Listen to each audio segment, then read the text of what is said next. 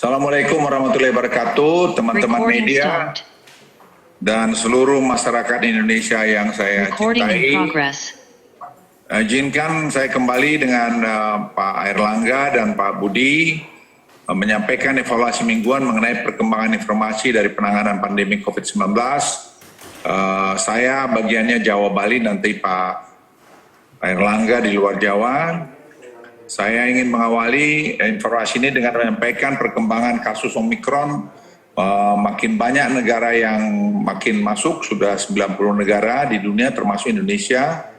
Dan respons kita sampai hari ini masih cukup bagus. Saat ini terdapat 11 negara yang dilarang kedatangannya ke Indonesia bagi WNA.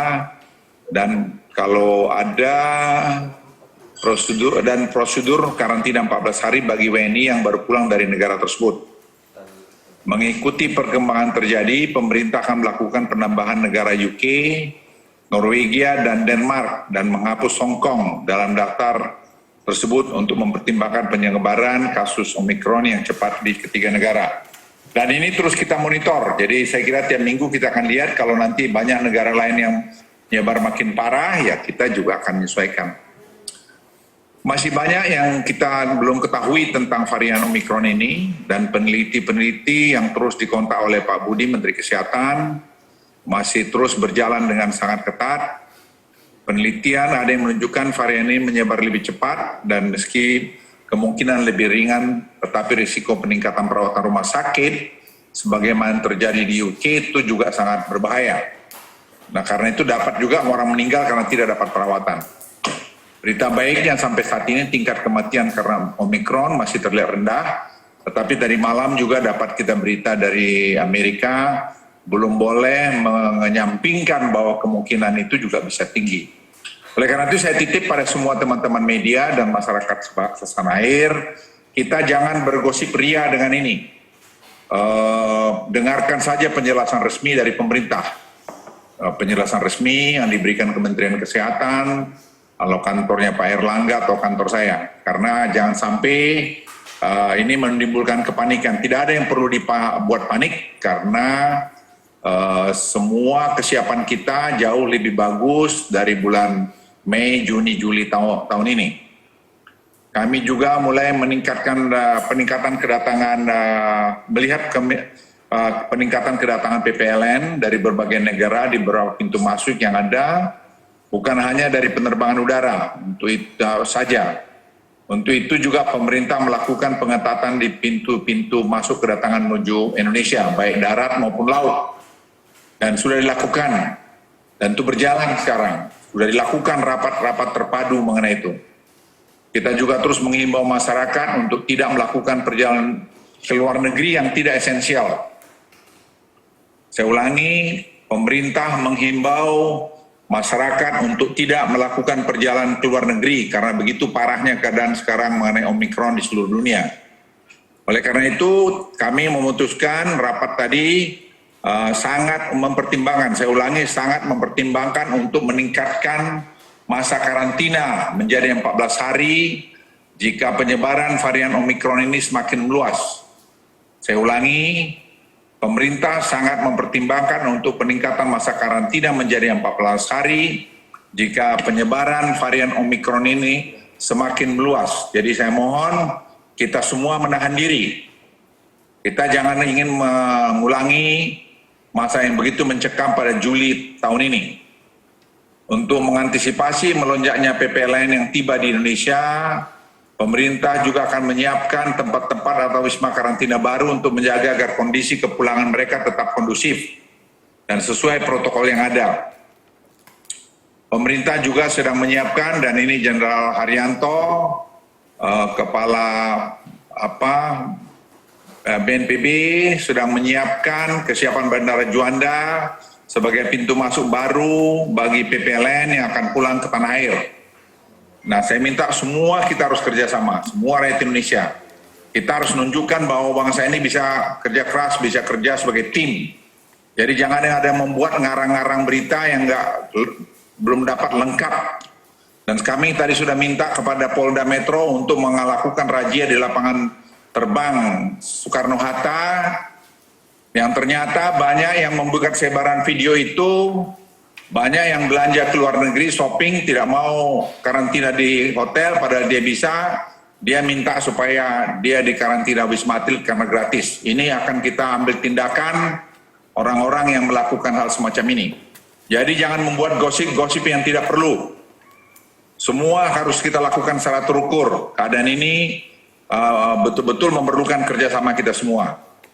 Terkait dengan perkembangan kasus Omikron yang terjadi di Indonesia, dapat kami informasikan bahwa kasus COVID masih berada pada tingkat yang rendah pasca ditemukan kasus pertama Omikron di Indonesia.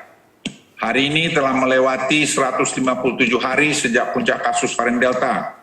Angka terus menunjukkan terkendalinya pandemi COVID-19. RT kita masih di bawah 1, maaf. Jadi semua masih terkendali dan angka-angka juga masih baru. Tapi ingat, angka ini bisa melonjak dalam waktu 1 minggu saja. Pengalaman kita waktu pada bulan Juli yang lalu. Selain kasus aktif dan perawatan rumah sakit Jawa Bali masih menunjukkan tren penurunan, serta cakupan vaksinasi umum dan lansia di Jawa Bali juga terus meningkat. Namun pemerintah juga terus mendorong beberapa daerah di Jawa Bali yang tingkat vaksinasi dosis satunya masih di bawah 50%. Nanti Pak Menteri Kesehatan saya kira menjelaskan. Meski harus kasus terkendali pada tingkat rendah, pemerintah akan terus memantau secara ketat perkembangan kasus, terutama mengantisipasi lonjakan karena varian Omikron, kasus varian Omikron.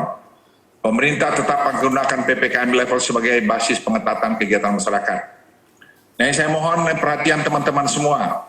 Namun pemerintah juga telah mempersiapkan langkah-langkah sifatnya forward looking, atau kalau saya bahasa tentara itu kontingensi. Kami sudah melakukan kontingensi, tindakan-tindakan darurat, manakala hal-hal sebagai berikut terjadi. Kami menggunakan threshold 10 kasus per juta penduduk per hari, atau setara dengan 2.700 kasus per hari. Tetapi kami akan mulai melakukan pengetatan ketika kasusnya melebihi 500 dan 1.000 kasus per hari. Pengetatan lebih jauh akan dilakukan ketika tingkat perawatan rumah sakit dan tingkat kematian nasional maupun provinsi kembali mendekati threshold level 2. Jadi saya mohon masyarakat Indonesia tolong memperhatikan ini. Tidak ada urusan suku, nggak ada urusan pangkat, nggak ada urusan apa, semua sini kita semua sama dengan penyakit ini. Jadi kalau kita tidak kompak, bisa kita juga jadi korbannya. Jadi saya mohon media juga teman semua, kita harus menunjukkan bangsa ini bangsa besar yang mampu mengatasi masalah sendiri. Pemerintah juga terus memonitor secara ketat penggerakan masyarakat di tempat wisata yang naik cukup signifikan dibanding minggu lalu. Hal ini mengindikasikan pergerakan masyarakat menjelang Natal Tahun Baru.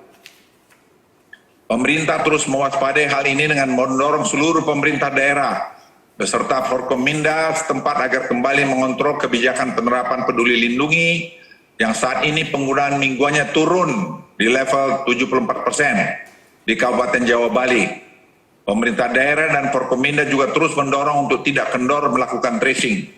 Jadi semua kita harus bahu-membahu. Pandemi COVID-19 yang telah terjadi dan banyak mempengaruhi aspek kehidupan ini nampaknya masih jauh dari kata usai. Hal tersebut pun diperparah kelalaian kita sendiri, yaitu abai kepada penerapan protokol kesehatan. Dan juga ada euforia yang berlebihan yang akhirnya dapat memperparah kondisi kita semua. Dari lubuk hati yang paling dalam saya mengajak kita semua untuk tidak egois. Saya ulangi, untuk tidak egois dan menahan diri untuk tidak berpergian ke luar negeri. Terlebih dahulu agar meminimalisir dampak masuknya varian Omikron ke Indonesia. Saya ulangi, sampai hari ini Omikron itu baru terdapat di Wisma Atlet. Itu sudah di-contain, sudah di-lockdown oleh Menteri Kesehatan. Dan ada 3 peluang lagi di Manado. Sampai hari ini kita belum ditemukan di tengah masyarakat. Oleh karena itu, ayo kita patuhi semua nanti instruksi yang diberikan oleh Kementerian Kesehatan. Saya tidak ingin kita berpolemik. Ya, saya himbau semua kita masyarakat. Semua kita politisi, tentara, polisi, masyarakat semua. Jangan ada yang memain-mainkan ini. di akhir kata dengan kerendahan hati sekali lagi saya kembali mengajak kita semua untuk terus berdoa sembari melakukan yang terbaik. Semoga Tuhan Yang Maha Kasih senantiasa memberikan kesehatan dan keselamatan bagi kita semua agar kita dapat segera keluar dari badai pandemi COVID-19 ini. Dan Presiden memberikan pengarahan yang jelas dan terukur kepada kami semua pada ratas tadi. Sekian, terima kasih. Izin Pak. Ada beberapa pertanyaan dari teman-teman media Pak. Yang ya.